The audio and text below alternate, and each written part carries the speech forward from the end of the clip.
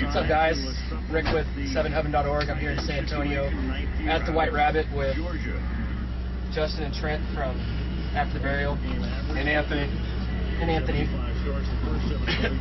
He's pretty hot and tired, so that's okay. Yeah. Third day of the tour. How's it going? Really good. Excellent. The worst part about it was driving to LA from Minneapolis because there was some bad weather, and it was about 37 hours. But ever since then, it's been good though. And we missed Thanksgiving, but you know, we're like, it's not a big deal. We had them in the middle, like Buffalo Wild Wings. Yeah.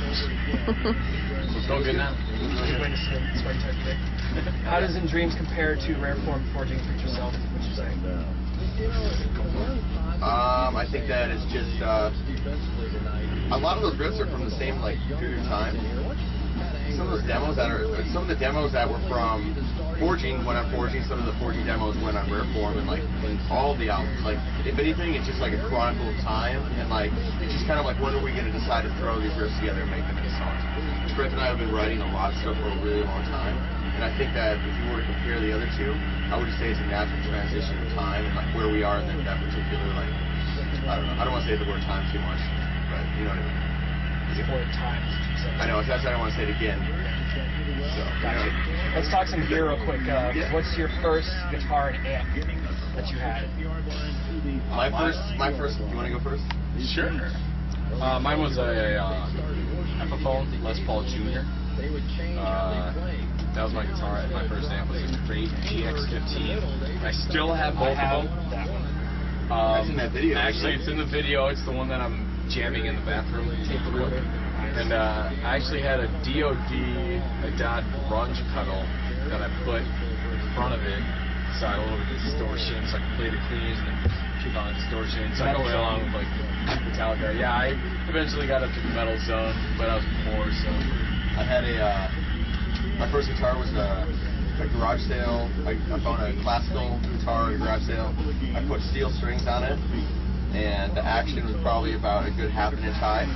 I played that thing for 3 years, and I had the biggest calluses ever. And then finally, like my first electric guitar that I got, I was lucky to get a Fender American Strat. And I got a little 40-watt Marshall valve stick solid state amp, and then I got a DOD Supra distortion pedal, and I used that for years. I could play the show with it. Wow. It's a lot of distortion, though. Super. What was your first 7-string that you got? mine was LTD. USB LTD. It was like I can't remember what the fuck it was called. But it was it just had this like weird like beveled edges and shit. It was cool. What's the model of that Ibanez? The pink one. 7420. Magenta Crush. No, it's an RG 570. Is that what it is? Vampire Dress, yeah. That's the same one. Oh, Vampire. Okay, that's right. And that's a 98. That's the first 7-string I ever played for a while, but it was green though. Not like, is it blue? It's like turquoise. Somewhere in the middle. It's like pink. I play that thing a lot. What rigs are you guys using right now? Still using the Crate GX15 backstage. And I'm going to DI with the Super Distortion by DOD. I'm just kidding. I'm using the Fractal Axe-Fx Ultra with I'm using Line 6 Relay G90 wireless. Okay. And I'm using a Carbon TS100 power amp.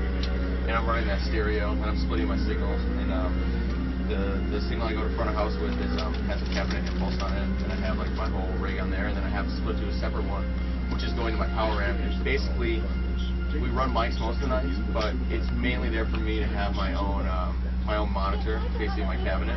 So we don't always use it, but it's nice when we can use the cabinet. Trent, what you got? Besides the specs, same thing. The Fractal XS Ultra and wireless Sennheiser. And then I'm running my Rocktron Velocity 300 power amp. Solid state. I've thought about getting one of those. Yeah, man, it's a lot of balls and really clean. You know, there's like full knobs to like beef up the like the low and kind of emulate more of a tube sound. It's the Atkins knob is what they call it. And then there's a definition knob that kind of just adds like a presence. But it's really nice, man. It has a lot of power, and it's none of the hassle of tubes and stuff like that.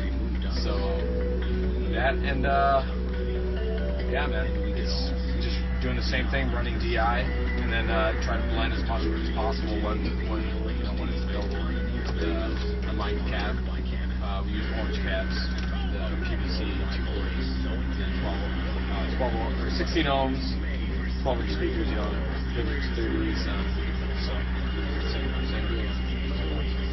How do you tweak your EQ to handle a low F like that?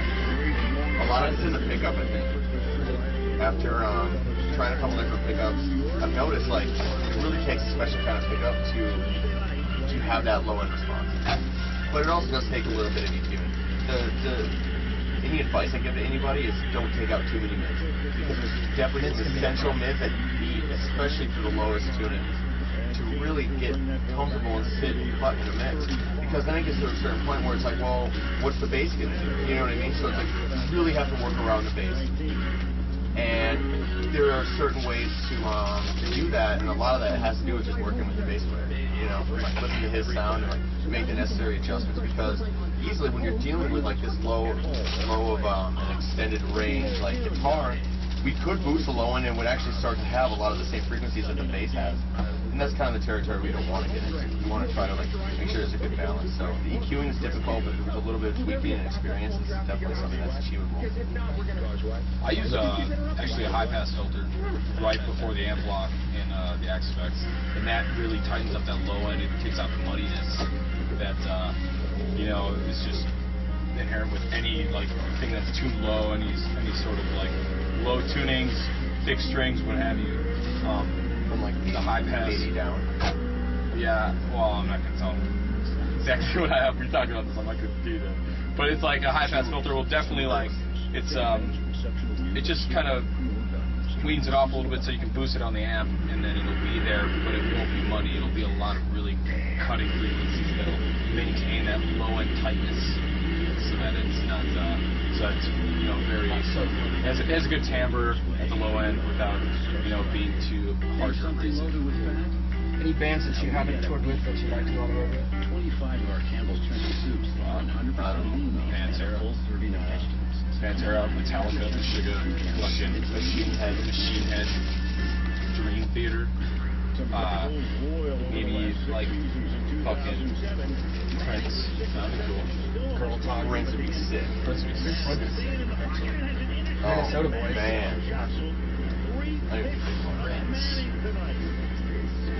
One last one. Give me a good tour story. Got anything? I think you want to share a good funky tour story, Tell them about the one where you hooked up with that fat dude. I don't know. Nothing comes to mind. Right? Tour stories, man. It's every night it's a good tour story the next day. There's nothing in particular. Justin trying to turn your volume down. Oh, that's a nightly thing. It's just a way to sabotage his set. I'm fucking up his guitar parts during the set. You talking about the last show in Europe? Last show in Europe. Oh, cool. Yeah, definitely. Last show that we played, we were just in Europe in October. Maroon was headlining. We were direct support. Other bands right before us was the Eyes of a Traitor, and then right before them was this band from Canada called The Agonist. And the last day of tour, Maroon, they were pranking people. Everybody said for the first band, they turned the power off completely during the Agonist set. They like for their whole last song, they shut off all the lights, all the system power, everything was gone. So they were just sitting there. All you could hear was drums and some guys strumming on like electric guitars with no power. The second band, they fucking The Eyes of a Traitor. The Eyes of a Traitor. They taped the fucking vocal mic to this little tiny ass like mic stand, and it was like this big. And so he's down there on his hands and knees, like singing into this microphone the whole set, and he was like, he's a good sport about it.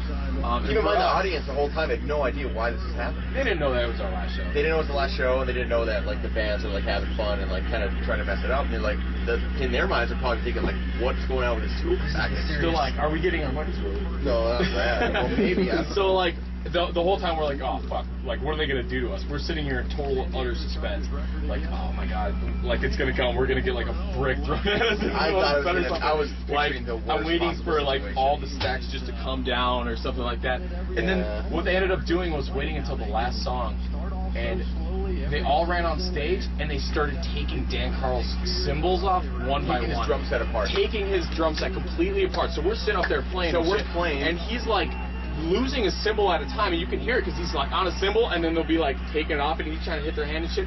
Take the cymbal off, and then he moves to like the splash, and then it's taking Pretty the splash soon off. he's out of cymbals. Okay, then they unplug his bass drum, his pedals. They took them off, and then they unplugged his Axe effects and plugged his guitar straight into the power amp. Into this frame they plugged me into this frame so there's nothing. All you could hear, I had jumped off the stage by then. All you could hear was the kick trigger and then Anthony's vocals. And you could hear anything. I figured they were gonna shut my guitar down, and it was getting so weird sounding that I just turned on my auto wah on the Axe effects. So I was like playing this crazy wah part. It's not even in the song, but it sounded cool. It was good. And then for their set, of course, we had our revenge.